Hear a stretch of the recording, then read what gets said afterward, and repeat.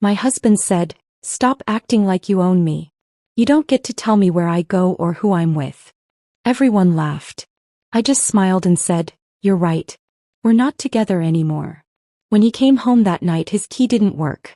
The locks were changed. The neighbor told him something he'll never forget. They laughed for 17 seconds. I counted each one while standing frozen in my burgundy dress, champagne flute trembling in my hand as Carter's words hung in the decorated conference room like a banner of my humiliation.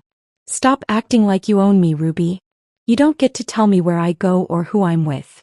20 colleagues from his company had witnessed my husband publicly dismantling our marriage, their amused faces blurring through tears I refused to let fall. Now, at 5:45 a.m. the morning after, I stood in our 19th floor apartment making his coffee with the mechanical precision of someone planning a careful demolition, the locksmith's business card already tucked in my pocket, my phone showing 3 missed calls from the divorce attorney I'd contacted from the parking lot while those 17 seconds of laughter still echoed in my ears. The coffee maker gurgled its familiar morning song while Carter slept undisturbed in our bedroom, blissfully unaware that his theatrical performance had triggered something irreversible. 2 sugars, no cream. I'd made this exact combination 5,110 times over 14 years. This would be the last. My hands moved through the routine while my mind replayed every detail from the party. The way Brad had clinked his whiskey glass against Carter's after the declaration, like they'd rehearsed this humiliation. The way Stephanie from accounting had tried so hard not to look directly at Carter, her pink nails drumming against her clutch. The way the room had smelled of cinnamon and expensive cologne when my world cracked down the middle. The Minneapolis skyline stretched beyond our floor-to-ceiling windows, buildings piercing through morning fog like accusations. This apartment had been my father's final gift to me, his inheritance transformed into what Carter called our investment, despite never contributing a penny toward the down payment or monthly maintenance fees. My consulting business, which I'd built from nothing while supporting Carter through his MBA, paid for our life here. Yet somehow over the years the narrative had shifted. Carter spoke of his apartment, his view, his success story of climbing from junior analyst to senior executive. My name might have been on the deed, but possession, I'd learned, was more about perception than paperwork. I heard him stirring in the bedroom, the expensive sheets rustling, Egyptian cotton, 1,500 thread count, bought with my year-end bonus while he complained about my excessive spending. The irony wasn't lost on me anymore. Nothing was lost on me after last night's clarity. "Ruby." His voice carried that particular morning roughness that once made my stomach flutter. Now it just sounded like gravel. "Coffee ready?" "On the counter," I called back, my voice steady as morning news anchors delivering tragedy. I listened to his footsteps padding across the hardwood floors we'd argued about. He wanted marble, I wanted warmth. We'd compromised on hardwood, which meant I'd paid for what neither of us truly wanted. He emerged from the bedroom in his Princeton boxer shorts and nothing else, shoulder muscles rolling as he stretched. Carter maintained his body with the dedication of someone who believed physical perfection could compensate for character deficiencies. At 41, he still looked like the man I'd married at 27, except now I could see past the surface to the hollow architecture beneath. "What time did you get home last night?" He didn't look at me as he grabbed his mug, the question casual as weather commentary. "Around 11. The lie came easily. I'd actually spent 2 hours in the parking garage, making phone calls and crying off carefully applied makeup. Then I'd sat in our building's lobby until 2 a.m., having a conversation with Harold the doorman that changed everything I thought I knew about Tuesday afternoons. Carter grunted his acknowledgement, already scrolling through his phone. "Brad's sending over the investment paperwork today. Need your signature by 5. The words hung between us like last night's humiliation. Brad's startup. A cryptocurrency venture that sounded like money laundering dressed in tech vocabulary. They wanted my father's inheritance, the $400,000 that represented 30 years of his work as a construction foreman, his calloused hands and broken back transformed into my financial security. Carter had been mentioning it for weeks, each time more insistent, less asking than informing. "I want to see the business plan first," I said, same as yesterday, same as last week. He looked up then, his blue eyes narrowing with that particular blend of condescension and irritation I'd grown accustomed to. "We've been over this, Ruby. Brad went to Wharton. He knows what he's doing." So did the executives at Enron. Carter's jaw tightened. He set down his mug with deliberate control, the sound sharp against granite. Why do you always have to make things difficult? This is why I said what I said last night. You try to control everything. There it was. The bridge between last night's public humiliation and this morning's gaslighting. I'd learned to recognize his patterns. Humiliate, then blame me for the humiliation. Demand, then accuse me of being demanding. Take, then paint me as selfish for noticing. You're right, I said, words smooth as the silk blouse I'd worn to my execution. I shouldn't try to control things. Like my own inheritance. Or my own life. He missed the edge in my voice, already confident in his victory. Exactly. When you're reasonable, everything works better. He walked over, pressed a kiss to my forehead that felt like a stamp of ownership. Wear that burgundy dress again tonight. There's another party at the Marriott. Client thing. My stomach turned. The same dress as last night? It looked good on you. Powerful. He said the last word with a smirk, remembering the saleswoman's comment I'd foolishly shared. Besides, these clients weren't at yesterday's party. No one will know it's the same dress. Except I would know. I'd be wearing my humiliation like a uniform, a walking reminder of 17 seconds of laughter. That's when I understood he wanted me to wear it. He wanted me marked by last night, branded by his public declaration of independence while he played devoted husband tonight. I'll think about it, I said, voice neutral as Switzerland. He was already walking back to the bedroom, dismissing me with the confidence of someone who'd never had his locks changed. Don't overthink it, Ruby. It's just a dress. But it wasn't just a dress. It was everything. Every small surrender, every swallowed objection, every time I'd made myself smaller so he could feel bigger. The burgundy dress was just the latest uniform in a long line of costumes I'd worn in the theater of our marriage, where Carter directed every scene and I'd forgotten I could walk off stage. My phone buzzed. Alexandra, the divorce attorney, texting, "Room in my schedule at noon if you're ready to proceed." I looked at the locksmith's card on the counter, then at Carter's coffee mug with his lips prints on the rim, finally at the sunrise painting our apartment gold. Everything looked different in this light. Temporary, changeable, like a stage set waiting to be struck. Actually, I called toward the bedroom loud enough for him to hear over his shower. I know exactly what I'm wearing tonight. What he didn't know was that I'd be wearing it in my apartment with my locks, living my life. The 17 seconds of laughter had stopped echoing. What remained was the sound of my own heartbeat, steady and certain, counting down to freedom. Carter's hand pressed harder against my lower back as we entered the Marriott's grand ballroom, his fingers spreading across the burgundy fabric like he was marking territory. The pressure felt different now. Not protective but possessive, the way someone might grip a briefcase full of money. The room sparkled with holiday decorations that someone had spent a fortune on, gold garlands, crystal centerpieces, and enough twinkling lights to power a small neighborhood. The smell of expensive perfume mixed with bourbon and that particular scent of corporate ambition. Sharp, metallic, desperate. "Remember," Carter murmured against my ear, his breath hot with the whiskey he'd already consumed in the limo. "These are important clients. Try to be pleasant." Pleasant. The word stuck in my throat like swallowed glass. After last night's humiliation, after 17 seconds of his colleagues laughing at me, he wanted pleasant. I was about to respond when I saw her.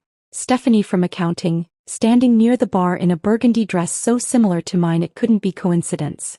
The neckline plunged lower, the hem rose higher, but the color was identical. She stood with her back to us, blonde hair cascading down her spine like a waterfall of betrayal. Melissa, Brad's wife, appeared at my elbow with 2 champagne flutes. Her eyes darted between Stephanie and me, her face cycling through expressions like a slot machine before landing on pity. "Ruby, you look lovely," she said, handing me a glass while obviously struggling not to stare at the matching dresses. "Interesting color choice tonight," I said, my voice steady as I watched Carter notice Stephanie. His hand fell from my back instantly, like I'd suddenly become radioactive. His pupils dilated, jaw slackened, and for 3 seconds he forgot I existed. In those 3 seconds I saw our entire marriage. Every late meeting, every Tuesday afternoon, every text he'd hidden by tilting his phone away. Stephanie turned then, her eyes meeting mine over Carter's shoulder. She had the decency to look uncomfortable, her cheeks flushing as she registered our matching dresses. But she didn't move away. Instead, she lifted her chin slightly, a silent declaration of war disguised as confidence. The diamonds in her ears, new, expensive, familiar, caught the light. They looked exactly like the ones Carter had said were for his mother's birthday last month. "Those are beautiful earrings," I said to Melissa, though my eyes never left Stephanie. "Amazing how some women can wear expensive jewelry to work events. Must be nice to have that kind of income." Melissa coughed into her champagne.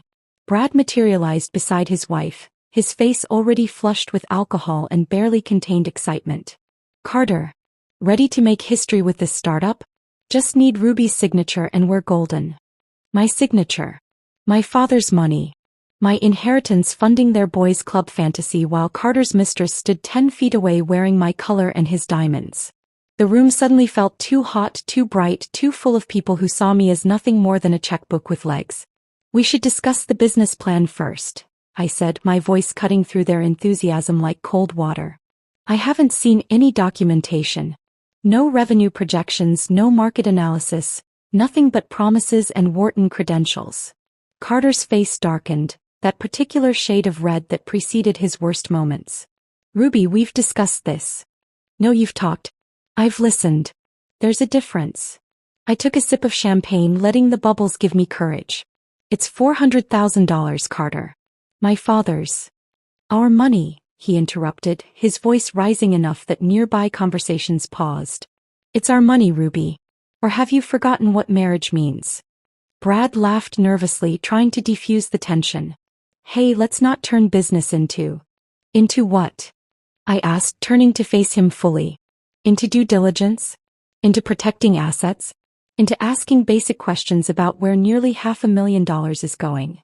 The room had grown quieter, that particular hush that falls when people sense drama brewing.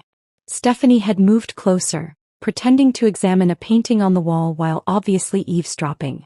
Her perfume, something French and excessive, made my stomach turn. Carter grabbed my elbow, his fingers digging in hard enough to bruise. "You're embarrassing me," he hissed. "I'm embarrassing you?" The laugh that escaped me sounded hollow, brittle. "That's rich, considering last night."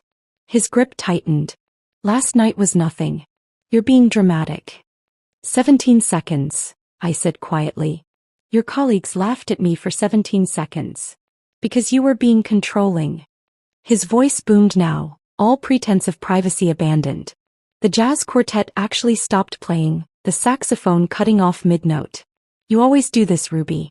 You act like you own me, like I can't make a single decision without your permission." The entire room was watching now.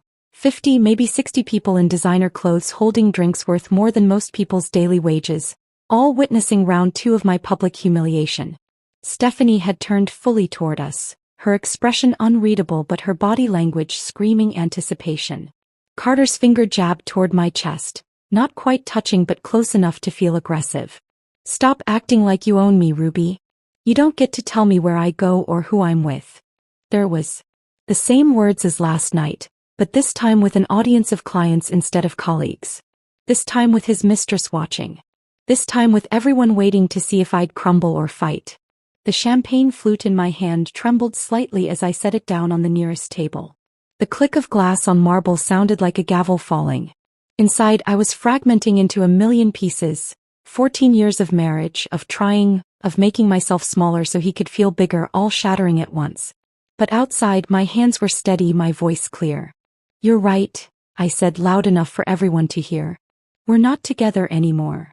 The silence that followed was complete, absolute, the kind that makes your ears ring. Carter's triumphant expression, because he'd thought he was winning this public argument, shifted to confusion. His mouth opened, closed, opened again like a fish gasping for air. "What did you just say?" His voice cracked on the last word. "I said you're right. I don't own you. And you don't own me. We're done." I turned away from his shocked face, from Stephanie's barely concealed satisfaction, from Melissa's horrified sympathy, from Brad's uncomfortable shuffling. My heels clicked against the marble floor, steady, rhythmic, final. Each step felt like shedding weight, like gravity was loosening its grip. Behind me, I heard Sarah from IT whisper to someone, "Good for her."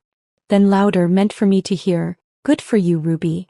I didn't stop walking until I reached my car in the parking garage. The December air bit at my skin, snow beginning to fall in thick, lazy flakes that stuck to my hair, my dress, my shaking hands as I fumbled for my keys. Inside the car, I sat for a moment, letting the silence wrap around me like armor. Then I pulled out my phone and made 3 calls, each one a nail in the coffin of my old life. Alexandra answered on the second ring. Ruby? It's late, are you? I'm ready, I said. Can you file papers tomorrow? Her pause was brief then, finally. I've been waiting years for this call. I'll have everything ready by morning. The second call was to Secure Life Emergency Locksmith. Diana's voice was warm, understanding. We can have someone there tonight. Changing locks after midnight is our specialty.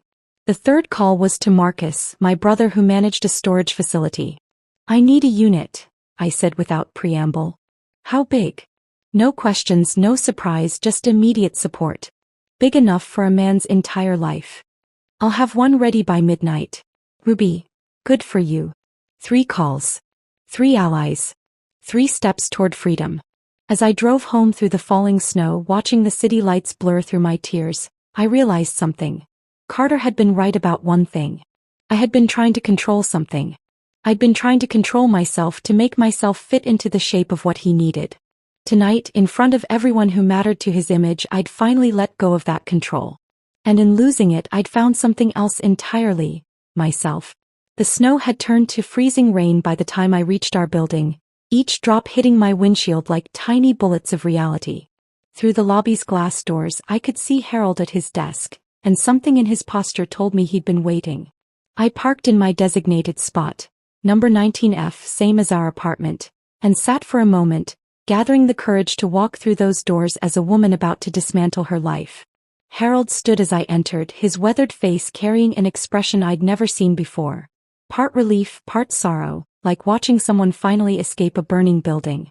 Miss Thorne, he said, using my maiden name without my having to ask. The locksmith called. She's on her way up. I gave her access to the service elevator. He paused, studying my face. I also took the liberty of putting extra boxes in the hallway. The good ones from the storage room. At 10:47 p.m. exactly, Diana arrived with a battered toolbox and eyes that had seen too many midnight escapes. She was perhaps 50, with silver streaking through her dark hair and calluses on her hands that spoke of real work. She didn't offer empty condolences or ask unnecessary questions. Instead, she knelt by our door and ran her fingers along the lock like a doctor examining a patient. Commercial grade, she said, pulling out her tools. Good bones but outdated. Your husband never upgraded the security features, did he? The question was rhetorical. She was already working metal singing against metal. Men like that never think anyone would dare lock them out. Makes my job easier. As she worked, her story unfolded in quiet fragments between the sounds of pins clicking and tumblers turning. Her ex had locked her out 17 years ago, changed the locks while she was at her mother's funeral. Came home to my entire life on the lawn in garbage bags. In the rain. He tested the new deadbolt, solid and unforgiving. Learned locksmithing after that. Figured if I couldn't control much else, I could at least control who got through my door. The new keys she handed me were different from the old ones. Heavier with edges that bit into my palm. Military grade, she said with satisfaction. These babies can't be duplicated at some corner shop. You want copies, you come through me. He pulled out a business card. My personal number's on the back. For emergencies. Or just to talk. While Diana packed her tools, I began the systematic archaeology of ending a marriage. Each item of Carter's required examination, classification, preservation. His Harvard MBA diploma, which he'd insisted on hanging in our bedroom for inspiration, went into bubble wrap. I grabbed a Sharpie and wrote on the box, educated but not enlightened. The Rolex I'd bought him for our 10th anniversary, 3 months of my consulting fees, went into its original box with a note, "Time's up." My movements were methodical, almost therapeutic. Each labeled box was a small act of revolution. His collection of first-edition business books became unread trophies. The golf clubs he'd bought with what he called his bonus but was actually our tax refund were tagged borrowed dreams. Then, behind his golf bag, my fingers found something that stopped me cold. A pink cashmere scarf, soft and expensive, reeking of Stephanie's perfume. I held it up to the light, this evidence of Tuesday afternoons I'd pretended not to know about. Instead of rage, I felt something closer to relief. Confirmation was its own kind of freedom. I folded it carefully, placed it in its own box, and labeled it Tuesday afternoons, personal property of your accounting department. Harold appeared in my doorway, having used his master key. I brought a dolly, he said simply, then began loading boxes without being asked. We worked in comfortable silence until he finally spoke, his words careful but necessary. Miss Thorne, I need to tell you something. He adjusted a box, not meeting my eyes. I've worked here 15 years. Seen all kinds of people, all kinds of marriages. Your husband, he thinks because he tips well at Christmas, gives me Celtics tickets sometimes, that I'm blind. But I see everything. Every Tuesday when you're at Pilates, that woman from his office comes here. Takes the service elevator. Stays exactly 90 minutes. The information should have hurt, but it just felt like confirmation of a test I'd already failed. How long? I asked. 6 months, maybe 7. Started right after your father's funeral. He finally looked at me, anger flashing in his usually kind eyes. You deserve better than a man who can't even cheat with dignity. At least have the decency to go to a hotel, not the bed his wife sleeps in. We continued packing, Harold's revelation settling over me like armor. My hands moved faster now, with purpose. The wedding photo on our dresser gave me pause. We looked so young, so certain. I allowed myself exactly 3 minutes to mourn those people, to grieve the couple who'd believed in forever. Then I wrapped it in newspaper and added it to a box labeled Fiction, a love story. By 11:30 p.m., the apartment looked like a crime scene where only one person's belongings had been murdered. Every trace of Carter had been boxed, labeled, and moved to the hallway. I sat at my laptop, crafting the email that would serve as both evidence and manifesto. The subject line read, Transparency and Truth, a necessary update. The email itself was surgical in its precision. I attached the security footage Sarah from IT had secretly sent me, Carter's public humiliation of me at the party, his finger jabbing, his voice carrying over the jazz quartet. The video showed him toasting with Brad afterward, celebrating what he thought was his victory. I added screenshots of credit card statements showing his Tuesday afternoon hotel charges, the ones he thought I didn't know about because he used the emergency card. The recipient list was comprehensive. Both sets of parents, his boss, our entire friend circle, his HR department, and because I was feeling particularly thorough, the company's board of directors email list that Carter had left open on our shared computer. My finger hovered over the schedule send button. 2:30 a.m. seemed right, late enough that he'd be locked out and drunk, early enough that people would read it with their morning coffee. Diana had finished installing the new lock mechanism on the door. All done, she announced, testing the handle one final time. Your fortress is secure. I walked her to the elevator, Harold following with her tools. As we waited, Diana turned to me with eyes that understood everything without explanation. The first night's the hardest, she said quietly. You'll want to undo it all, to go back to the familiar pain. Don't. Tomorrow you'll wake up and realize the air tastes different when you're not suffocating. The elevator arrived and she stepped in with Harold, who was heading back to his desk. Just before the doors closed, Harold said, I'll be at my desk all night, Miss Thorne. If you need anything.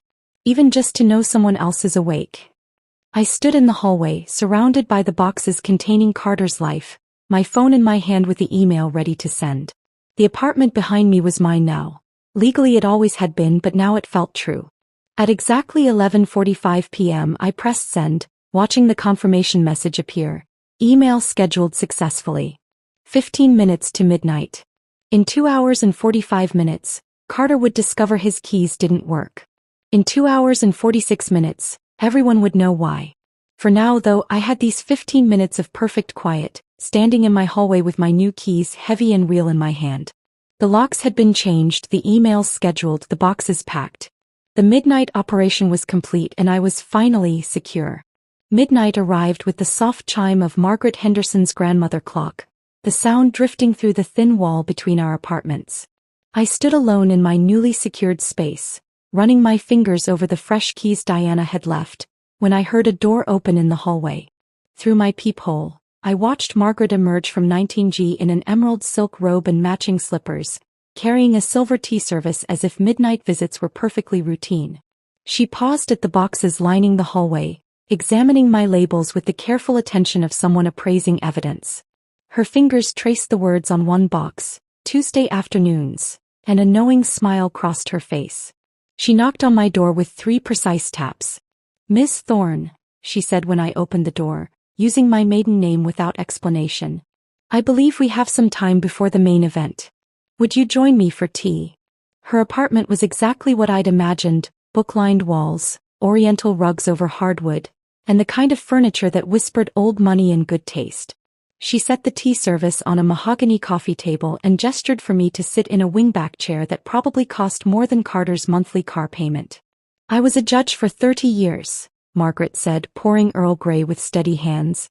"Presided over every kind of human cruelty you can imagine. But the cases that haunted me weren't the dramatic ones, the crimes of passion or sudden violence. It was the slow erosion of a woman's spirit, the daily diminishment disguised as marriage." She handed me a delicate china cup. "That's the worst kind of cruelty because it teaches you to be complicit in your own destruction." She moved to an antique secretary desk and pulled out a manila folder, thick with papers and photographs. "I started documenting your husband's activities 6 months ago. Not out of nosiness, you understand, but out of concern." She spread the contents across the coffee table. Photographs with timestamps, dates carefully noted in her precise handwriting. "Every Tuesday 1:15 p.m. The blonde arrives separately, takes the service elevator. Your husband follows 10 minutes later. They leave the same way separately around 2:45. The evidence was overwhelming in its banality. Carter in the lobby checking his phone. Stephanie entering with an oversized purse. The two of them accidentally captured in the same frame near the elevator, carefully not acknowledging each other. Margaret had built a case with the thoroughness of someone who understood how truth needed documentation to become justice. "Why?" I asked, my voice barely above a whisper. "Because I was you once," Margaret said simply. 40 years ago, different husbands, same story. But back then nobody documented anything. Nobody helped. Women just disappeared into their marriages and nobody asked questions until they turned up in my courtroom, broken and without proof." He touched one of the photographs. "I promised myself I'd never let another woman go through that alone if I could help it." At 2:23 a.m. we heard the elevator ding. Margaret moved to her door, pressing her eye to the peephole with practiced ease. "He's here," she whispered, gesturing for me to join her. Through the fisheye lens, I watched Carter stumble down the hallway, his gait uneven from alcohol and arrogance. His key card beeped against the lock.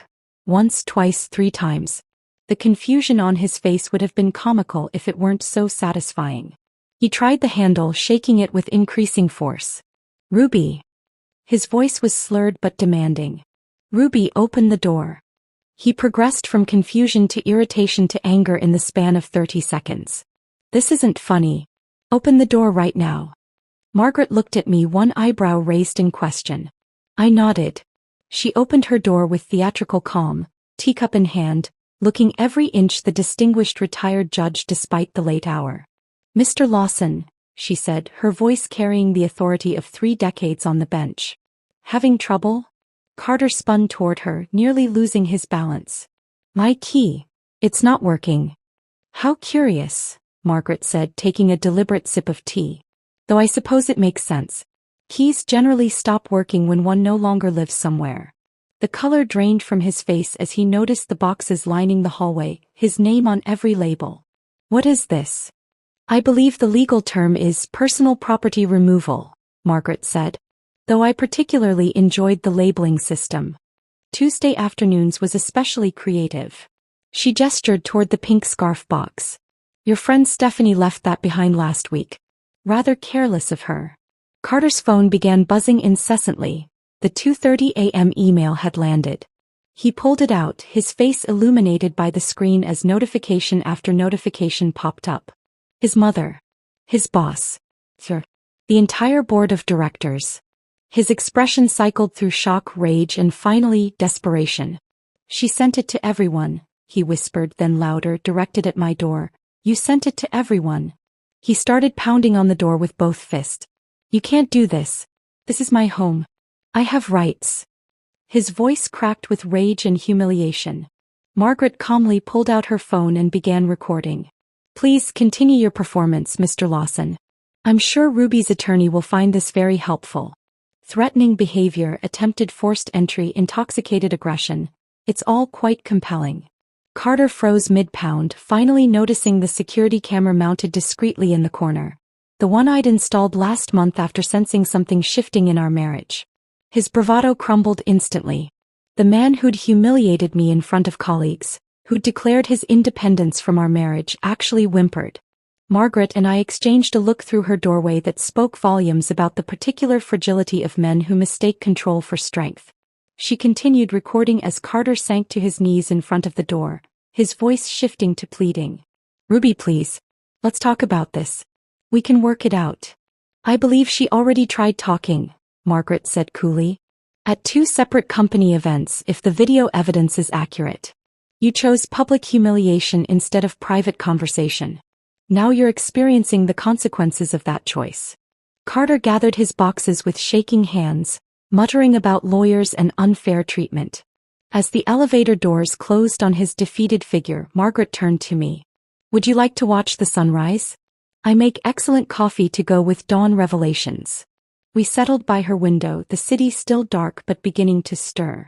Margaret pulled out a photo album, opening to a page from 1983. A younger version of herself stood in judicial robes, fierce and solitary. My first husband was a surgeon, she said. Brilliant, charming, and systematically cruel. He made me feel small for being smart, inadequate for being successful. It took me 10 years to realize the lock keeping me trapped wasn't on any door. It was in my head. She showed me another photo, her swearing-in ceremony as a judge. The day after I left him, I felt like I could breathe for the first time in a decade. But it was lonely. Nobody talked about it then. Women just endured or escaped quietly. The sky began to lighten, painting the clouds in shades of pink and gold. Your generation is different, Margaret continued. You document. You share. You refuse to disappear quietly into bad marriages. She raised her coffee cup toward me. To locks that change, both physical and mental. We sat in comfortable silence, 2 women from different generations bound by the same understanding. The city woke around us, and somewhere out there, Carter was discovering that his world had fundamentally shifted while he slept off his arrogance. The reckoning had come not with dramatics but with dignity, witnessed by a woman who understood that justice sometimes looks like Earl Grey tea and carefully documented truth. Margaret's coffee had grown cold in my hands as the first rays of sunlight painted Minneapolis in shades of gold and amber. We sat in comfortable silence, 2 women who understood that some victories taste better when shared quietly. Then at exactly 7 a.m., my phone shattered the peace with a ringtone I'd assigned specifically to avoid. Patricia Lawson, Carter's mother. I looked at Margaret, who nodded encouragingly. Sometimes the most surprising allies come from unexpected places, she said softly. Patricia's voice, usually sharp with disapproval and thick with Connecticut breeding, trembled like autumn leaves. Ruby, I've seen the email. The video. Everything. A pause so long I thought the connection had dropped. What has my son done? For 14 years, this woman had treated me like the help who'd somehow tricked her precious Carter into marriage. She'd made comments about my father's blue-collar background, suggested I take etiquette classes, and once told her garden club friends that Carter had married down for love, poor thing. Now her voice carried something I'd never heard before, shame. He did exactly what you raised him to believe he could do, I said, surprising myself with the steadiness in my voice. Take what he wanted without consequences. The sharp intake of breath on the other end might have been a sob. I raised him better than this. His father would be appalled. His father was having an affair with his secretary when he died, Patricia. Carter learned from the best. The silence stretched between us, years of pretense crumbling in seconds. When she finally spoke again, her voice was smaller, older. I suspected but never. I couldn't face it. Just like I couldn't face what Carter was becoming. I'm keeping the Christmas china you gave me, I said, looking at the morning light dancing across Margaret's coffee table. It's the only thing from your family worth holding on to. Another pause, heavy with unspoken acknowledgments. Keep it all, dear, she whispered. The silver, the crystal, everything I insisted you weren't good enough to inherit. You earned it by surviving him. She hung up without goodbye, but somehow it felt like the most honest conversation we'd ever had. My phone immediately buzzed with another call. Sarah from IT, her voice electric with vindication. Ruby, you're not going to believe what I found. Actually, scratch that, you probably will. Margaret poured fresh coffee as I put Sarah on speaker, her judicial instincts clearly interested in evidence. After I saw that video last night, I did some digging with my admin access, Sarah continued. Your husband's been using company resources for everything. Hotel rooms booked as client meetings, expensive dinners expensed as business development. I tracked his corporate card, every Tuesday afternoon at the Marriott, charged to the Henderson account. Margaret raised an eyebrow at the mention of the Henderson account. That's our biggest client, she mouthed. It gets worse, Sarah said, her typing audible through the phone. That startup he's been pushing? The one with Brad? I found the incorporation documents. It doesn't exist. Brad's been investigated for fraud twice. Once in Boston, once in Chicago. The whole thing was a con to get your inheritance. My legs went weak. I sank into Margaret's wingback chair, the weight of what I'd almost lost crushing down on me. $400,000. My father's life work. Nearly stolen by the man who'd vowed to protect me. I've forwarded everything to HR and Mr. Davidson, Sarah continued, referring to Carter's boss. Also sent copies to the SEC whistleblower department. The fraud division loves this kind of thing. By the time I ended the call, my phone was already exploding with messages. The digital unraveling of Carter's reputation was happening in real time, each text a thread pulled from his carefully woven image. Jennifer from legal, we never liked how he talked about you. Like you were an accessory he'd purchased. Tom from sales, that video was brutal. You handled it with more class than he deserved. Even Brad's wife Melissa, I'm leaving him too. Found out about the fraud investigation. You inspired me to stop ignoring red flags. But the message that stopped me cold came from Mr. Davidson himself. Miss Thorne, I apologize for our company culture that enabled this behavior. Mr. Lawson's employment is under review pending investigation of expense fraud. Would you consider consulting for us? We could use someone with your dignity and strategic thinking. Please call at your convenience. I screenshot everything, creating my own evidence folder. Alexandra would want documentation of the complete collapse. At 10 a.m. Harold called from the lobby. Miss Thorne, there's a flower delivery here. 3 dozen roses. I've refused them as you requested, but the delivery guy says they're paid for and he can't take them back. Donate them to the hospital, I said.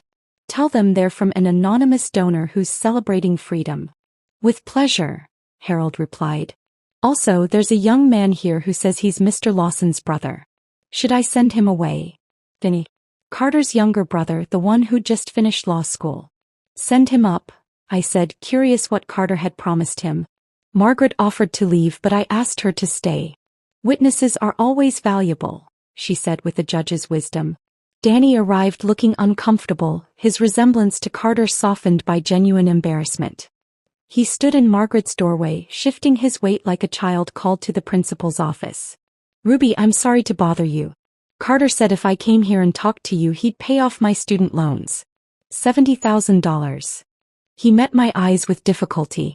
But I'm guessing that's not happening, is it? He doesn't have $70,000, I said gently. He's been living off my income for 2 years. His salary barely covers his car payment and his wardrobe. Danny's face went through several expressions before landing on anger. That lying piece of, he caught himself glancing at Margaret. Sorry. He told me you were the one overspending, that you were bleeding him dry with your shopping habits. My shopping habits consist of buying groceries and occasionally replacing worn-out work clothes, I said. Would you like some coffee? There are things about your brother you should probably know. Over the next hour, Danny revealed more pieces of Carter's hidden history. The gambling debts from his MBA days that Patricia had quietly paid. The previous engagement to a banker's daughter that ended when her father discovered Carter's lies about his family's wealth. The investment schemes at his first job that HR buried to avoid scandal. I always wondered why he was so secretive about certain things, Danny said, staring into his coffee. Now it makes sense. He wasn't protecting family privacy, he was protecting his con game. As Danny left, he turned at the door. Ruby, for what it's worth, the family knew you were too good for him. Even Mom, though she'd never admit it. We just didn't know how to tell you. The unraveling was complete. By noon, Carter's carefully constructed world had collapsed like a house of cards in a hurricane. His reputation, his job, his family's illusions, his financial schemes. Everything exposed in the harsh light of truth. And I sat in Margaret's apartment, watching it all fall apart with a satisfaction that should have felt wrong but didn't. Sometimes destruction is just another word for justice. Margaret's apartment had become my temporary command center by the time Alexandra arrived at 2 p.m., her leather briefcase containing the weaponry of legal warfare. She swept into the room with the confidence of someone who had dismantled marriages for 20 years, her navy suit as sharp as her strategy. Margaret offered to leave, but Alexandra waved her down. "Stay," Alexandra said, pulling out color-coded folders. "A retired judge as a witness? That's better than a signed confession." She spread documents across Margaret's dining table like a general mapping battle plans. "The video from the party is gold. Your testimony, Judge Henderson, is platinum. But Sarah's evidence of embezzlement." She tapped a folder marked fraud in red letters. "That's diamonds." She walked me through the legal architecture of Carter's self-destruction. His public declaration at the party constitutes constructive abandonment. The affair with Stephanie proves infidelity. The financial fraud.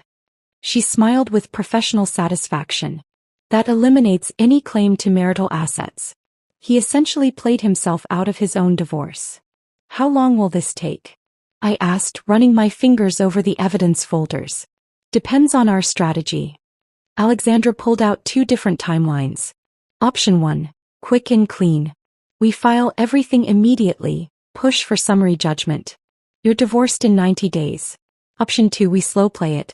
Let him marinate in uncertainty while his world continues collapsing. I thought about 14 years of being told I was too emotional, too controlling, too much. 14 years of gaslighting disguised as concern. Make him sweat, I decided. He made me doubt my own reality for over a decade. Alexandra's smile turned predatory. Psychological warfare it is. At 3:30 p.m. my phone buzzed. Harold's voice carried unusual tension. "Miss Thorne, there's a young woman here. Stephanie Mills. She says she has information you need." I looked at Alexandra, who nodded. "Mistresses often become star witnesses," she said quietly. "Let her up." Stephanie arrived looking nothing like the confident woman from the party. Her designer dress had been replaced with jeans and a wrinkled sweater. Her eyes were red-rimmed, mascara smudged despite obvious attempts to clean it.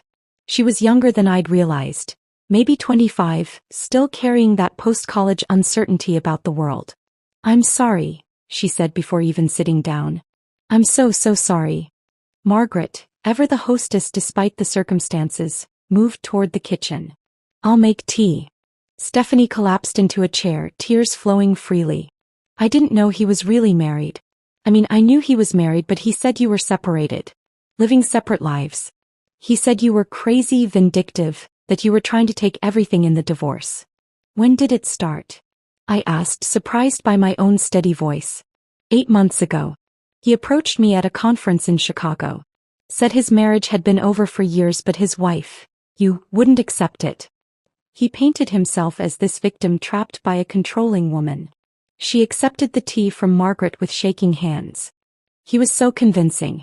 He showed me around your apartment like he owned it, talked about selling it after the divorce was final.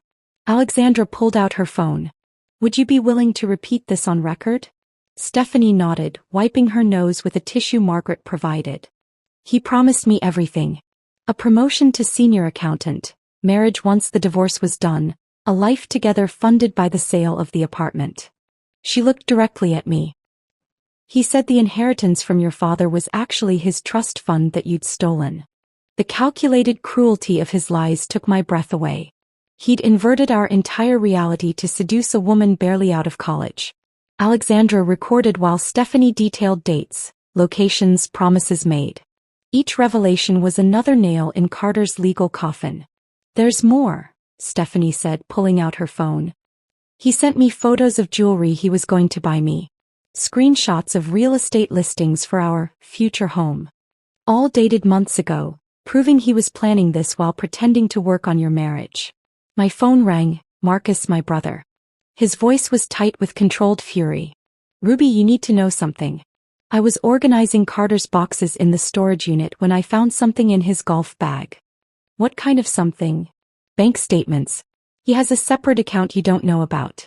He's been siphoning money from your joint account for 3 years. Small amounts, 500 here, 800 there. It adds up to almost $40,000. The rage that flooded through me was different from the hurt of betrayal. This was clean, pure anger, like fire burning away the last threads connecting me to Carter. Send me photos of everything, I said. Already done. Ruby, I could handle this the family way.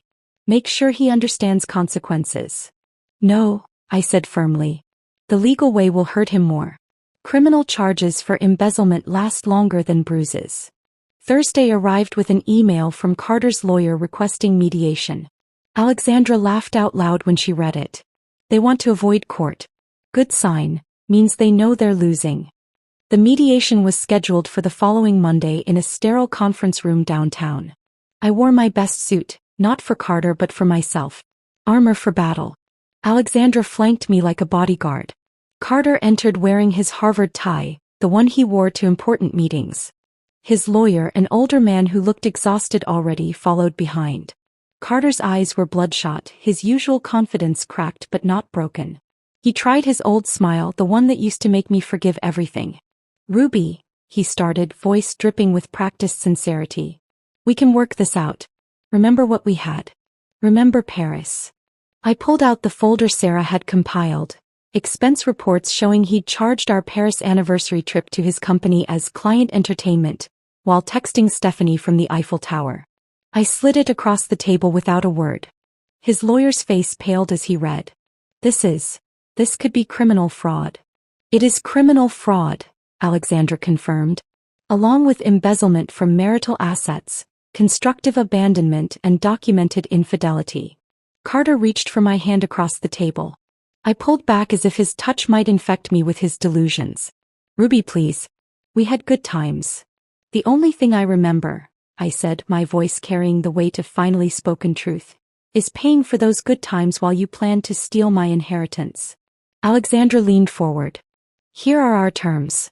Miss Thorne keeps all assets including the apartment, savings, and investments. Mr. Lawson keeps nothing except his personal belongings, which have already been delivered to storage. He signs a comprehensive NDA preventing him from discussing the marriage or divorce. In exchange, we don't pursue criminal charges. Carter's lawyer whispered urgently in his ear, words like fraud and prison cutting through the murmur. Carter's face crumbled like old plaster finally giving way to water damage. The man who'd publicly humiliated me, who'd stolen from me, who'd planned to take everything while painting me as crazy, finally understood. He wasn't the one in control anymore. He never really had been. He'd just been living in the delusion I'd paid for, and now the bill had come due. Carter's pen hovered over the NDA agreement for 30 seconds that felt like 30 years. His hand trembled slightly as he finally signed, the sound of ink on paper marking the legal death of our marriage. His lawyer gathered the documents with the efficiency of someone eager to leave, muttering about filing deadlines and court schedules. As they stood to leave, Carter looked at me one last time, his mouth opening as if to say something. But Alexandra raised her hand, pointing to the freshly signed NDA, and he closed it again, shuffling out like a man who'd aged a decade in an hour. 3 weeks passed in a blur of paperwork and apartment reorganization. I reclaimed spaces that had been his. The home office where he'd conducted his Tuesday affairs via video calls. The walk-in closet that now held only my clothes spread out luxuriously. Margaret checked in daily, bringing tea and wisdom in equal measure. The building's residents had shifted from treating me as Carter's wife to Ruby Thorne, the woman who changed her own locks. The story had become building legend. New Year's Eve arrived with a snowstorm and an invitation slipped under my door. The building's annual rooftop party, handwritten by Margaret herself. You need to be seen thriving. It's not about him anymore. It's about you. I almost declined. The thought of facing a room full of people who'd witnessed my public humiliation felt overwhelming. But Margaret appeared at my door at 7 p.m. holding a jewelry box. "These were my late husband's cufflinks," she said, opening it to reveal diamonds that caught the light like trapped stars. "I had them made into earrings after he passed. He was a real man, the kind who supported his wife's success instead of stealing it." She fastened them to my ears with gentle fingers. "Wear them tonight. Let them remind you what actual partnership looked like." My dress choice was deliberate. Not the burgundy of humiliation or the black of mourning, but fire engine red. The kind of red that announces arrival, demands attention, declares war and victory simultaneously. When I looked in the mirror, I saw someone I hadn't seen in 14 years. Not Carter's wife or anyone's victim, but Ruby Thorne, 41 years old and finally fully alive. The rooftop venue sparkled with string lights and heat lamps fighting against the December cold. The moment I stepped off the elevator, conversations stuttered to a stop. Not the uncomfortable silence of scandal, but something else. Recognition, perhaps respect. Harold, dressed in his formal uniform, announced with unusual volume, "Ms. Ruby Thorne." The emphasis on my name was deliberate, each syllable a declaration. The applause started with Margaret, of course, but spread through the crowd like wildfire. Dr. Kim from 12B raised her glass. The Johnsons from 8C nodded approvingly. Even the 20-somethings who usually ignored everyone over 30 were clapping. It took me a moment to understand. They weren't applauding my divorce or my drama. They were applauding my courage, the simple act of refusing to disappear quietly. I was 2 glasses of champagne into actual enjoyment when the elevator chimed at 10:47 p.m. The universe, it seemed, had a sense of dramatic timing. Carter stepped out with Stephanie on his arm, his chin raised in that way that meant he was pretending confidence. He wore his most expensive suit, the one I'd bought him for our 10th anniversary. Stephanie wore black, looking like she'd rather be anywhere else on earth. The room's energy shifted immediately, but not in the way Carter had calculated. Conversations didn't stop. They deliberately continued, voices perhaps a bit louder, backs turning with synchronized precision. When he approached the bar, the bartender suddenly needed to check inventory in the back room. When he tried to join a group near the windows, they dispersed like smoke, reforming elsewhere. Stephanie's face cycled through mortification to understanding to shame. She wasn't his new girlfriend being introduced to society. She was a prop in his revenge fantasy, and everyone knew it. When she caught my eye across the room, her expression crumbled. This wasn't what he'd promised her. Carter, red-faced and desperate, made a beeline for me. But Harold materialized from nowhere, joined by 2 other doormen I'd never seen work an event before. They formed a subtle but unmistakable wall. "Sir," Harold said, his voice carrying across the now quiet rooftop, "you're not on the resident list. I'll have to ask you to leave unless a current resident vouches for you." The silence that followed was complete. 60 people, residents who'd lived here for years, who'd shared elevators and small talk with Carter, who'd attended his 4th of July parties. Not one person moved. Not one voice spoke up. The rejection was total, devastating in its unanimity. Carter's face went from red to purple. "This is ridiculous. I lived here for—" "Lived," Margaret interrupted, approaching with the authority of her former profession. "Past tense. The building's quite particular about security these days." At exactly midnight, as if orchestrated by fate, Margaret took the microphone for the traditional New Year's toast. The crowd turned toward her, effectively giving Carter their backs. She raised her champagne, diamonds glittering at her wrist, and spoke with the clarity of judgment. "To new beginnings," she started, her eyes finding mine across the crowd. "To women who realize their worth after years of being told they have none. To men who learn that consequences like karma always come due." She paused, taking a deliberate sip. "And to Ms. Ruby Thorne, who reminded us all that sometimes the best renovation you can do to a home is removing the trash." The laughter that erupted wasn't cruel. It was cathartic, a collective release of tension. Glasses raised toward me from every direction. Someone started clapping again, and this time it sustained, growing into something that felt like vindication. Carter's composure finally shattered completely. "This is conspiracy. You've all been turned against me. This is illegal." But Margaret wasn't finished.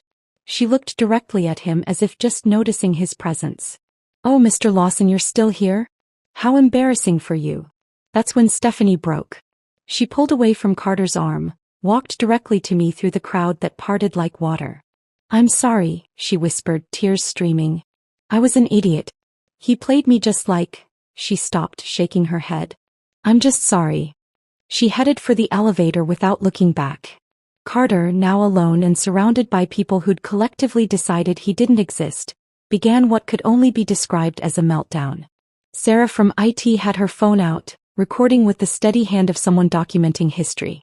He ranted about conspiracy, about his rights, about how we'd all ruined his life. "You ruined your own life," Margaret said calmly, her microphone still on. "Ruby just stopped being your cleanup crew." That's when building security arrived. Not the friendly doormen, but actual security, the kind they kept for real problems. As they flanked Carter, he made one last desperate proclamation. "I'll destroy you in court, Ruby. You'll get nothing." Alexandra, who'd been quietly sipping champagne in the corner, laughed loud enough for everyone to hear. "With what money? Your assets are frozen pending fraud investigation. Your job is gone. Your mistress just publicly dumped you. Even your mother took Ruby's side." She raised her glass mockingly. "Happy New Year, Carter." As security escorted him out, the crowd turned back to me. Not with pity or awkwardness, but with something that felt like solidarity. Dr. Kim clinked her glass against mine. "Best party we've had in years," she said with a wink. The countdown to midnight began again. Margaret had actually paused it for the drama. As the numbers decreased and the ball dropped on the screen, I stood surrounded by neighbors who'd become witnesses who'd become allies. The new year arrived with cheers and champagne, and for the first time in 14 years, I celebrated without wondering what mood Carter would be in tomorrow. The fireworks faded into smoke against the Minneapolis skyline as the rooftop party continued around me, but I felt myself existing in a bubble of perfect clarity. Margaret squeezed my hand once before releasing it, her eyes carrying the satisfaction of justice served. The new year had arrived, and with it the strange sensation of being completely unanchored from my old life. Not drifting, but finally free to choose my own direction. January dissolved into February, then March, each day building toward the final legal confrontation. The courthouse in downtown Minneapolis stood like a monument to other people's endings, but for me, it represented beginning. The same building where Margaret had once presided over countless divorces would now host mine. The morning of June 15th arrived gray and humid, the kind of weather that makes everything feel heavy except my heart. Carter appeared diminished in every way, his suit clearly borrowed, hanging loose on shoulders that had lost their arrogant set. His lawyer, a public defender who looked exhausted before proceedings even began, shuffled papers with the resignation of someone who knew this was just procedure. The embezzlement charges hovering over Carter's head had removed any possibility of contest. He couldn't fight without risking criminal prosecution. The judge, a woman about Margaret's age with similar sharp eyes, reviewed the documents with efficiency. "Mr. Lawson, do you contest any of the terms set forth in this dissolution?" "No, Your Honor." His voice cracked on the honorific. 12 minutes. That's all it took to legally dissolve 14 years. The gavel came down with a sound like punctuation at the end of a very long sentence. As we filed out, Carter lingered by the courthouse steps, his face working through emotions like he was trying to find the right one.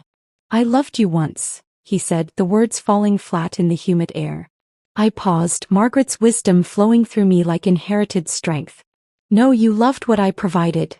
The stability, the money, the cover for your inadequacies. There's a difference between loving someone and loving what they do for you." He opened his mouth, closed it, then walked away. His figure grew smaller against the city backdrop until he turned a corner and vanished. I knew with absolute certainty I would never see him again, and the thought brought only peace, clean and complete, like the click of a well-oiled lock. 2 weeks later, Patricia Lawson called to arrange a visit. She arrived at my apartment carrying a leather case I recognized, the family jewelry she'd guarded throughout my marriage like I might steal it. Her hands trembled slightly as she set it on my coffee table. "I was wrong about you," she said without preamble, age having worn away her capacity for pretense. "Wrong to treat you as less than. Wrong to raise a son who could." She stopped, composing herself. "I failed him, and that failure hurt you." We sat across from each other, two women examining the wreckage one man had created between them. She opened the case, revealing pieces I'd only seen in family photos. An Art Deco bracelet, pearl earrings from the 1920s, a sapphire ring that had belonged to Carter's grandmother. "These should have been yours from the beginning," Patricia said. "I withheld them out of snobbery, thinking you weren't good enough for our family. The truth is, we weren't good enough for you. We would never be friends. Too much history, too much hurt. But in that moment we found understanding." She told me Carter was living with Danny now, working at an enterprise location near the airport, dating a woman named Jennifer who thought he was divorced because his wife had been unfaithful. "I hope he's learned," Patricia said, though her tone suggested she knew better. "You taught him the lesson I couldn't, that actions have consequences." Before leaving, she embraced me, not the air kisses of 14 years, but a real hug, the kind that acknowledges shared pain. "Thank you for not destroying him completely," she whispered against my ear. "I only destroyed the fiction," I replied. "The rest was always there, waiting to be exposed." By September, my consulting firm had tripled its client base. The story of the woman who locked out her life had become Minneapolis business legend. Female executives sought me out specifically, wanting the strategic mind that could orchestrate such a complete reversal of power. "If you can plan a divorce like a military operation," one CEO told me over lunch, "imagine what you can do for my merger." I moved offices to a building with windows that actually opened, a detail that felt monumentally important. Fresh air whenever I wanted it, no climate control beyond my own preferences. Margaret visited weekly, and together we'd founded something unexpected. The Lock Club, a support group for women learning to control their own doors, both literal and metaphorical. "We should write a book," Margaret suggested one afternoon, watching the group of 12 women sharing stories of escape and triumph. "Call it Changing the Locks, a guide to reclaiming your life." "Maybe," I said, though I was already thinking about chapters, structure, the way truth could become instruction for others trapped behind doors they thought they couldn't change. Now, on this Tuesday morning in October, I stood in my apartment, truly, completely mine, watching another sunrise paint the city gold. The locks had evolved again, smart locks controlled by my phone, a technology that felt symbolic. No physical keys to copy, no mechanical tumblers to pick. Just encrypted digital security I controlled completely. Harold still worked the front desk, still called me Ms. Thorne with obvious pride. Young women in the building sought me out for advice about relationships, careers, self-worth. Last week, a 28-year-old named Emma asked me the question I'd once asked myself. "How do you know when it's time to leave?" "When you realize the lock keeping you trapped isn't on any door," I told her, channeling Margaret's wisdom that had become my own. "It's in your belief that you need someone else's permission to be free. The moment you understand that, you already have the key." My phone buzzed. Another unknown number, probably Carter trying again through some app or borrowed phone. I deleted it without reading, without anger, without any emotion at all. Some doors, once locked, should remain that way. I made my coffee, 1 sugar, oat milk, prepared exactly how I preferred, and smiled at this small rebellion that had become routine. Freedom lived in these tiny choices as much as the dramatic ones. Every preference expressed, every boundary maintained, every decision made without seeking approval was another tumbler clicking into place in the lock of my own autonomy. The morning light caught the diamonds Margaret had given me, the ones that belonged to a man who'd understood partnership. They sparkled against my wrist as I raised my coffee cup in a silent toast to endings that become beginnings, to locks that protect instead of trap, to the woman I'd become by refusing to remain who I was expected to be. The lock that changed everything wasn't just on my door. It was the one I'd finally installed in my own heart, securing my worth from anyone who might try to diminish it again. And that lock, that one would never be changed. If this story of calculated revenge and reclaimed dignity had you cheering for Ruby, hit that like button right now. My favorite part was when Margaret delivered that devastating midnight toast, calling out Carter's presence with perfect judicial timing. What was your favorite moment of Ruby's transformation? Drop it in the comments below. Don't miss more gripping stories of courage and comebacks. Subscribe and hit that notification bell so you never miss an upload.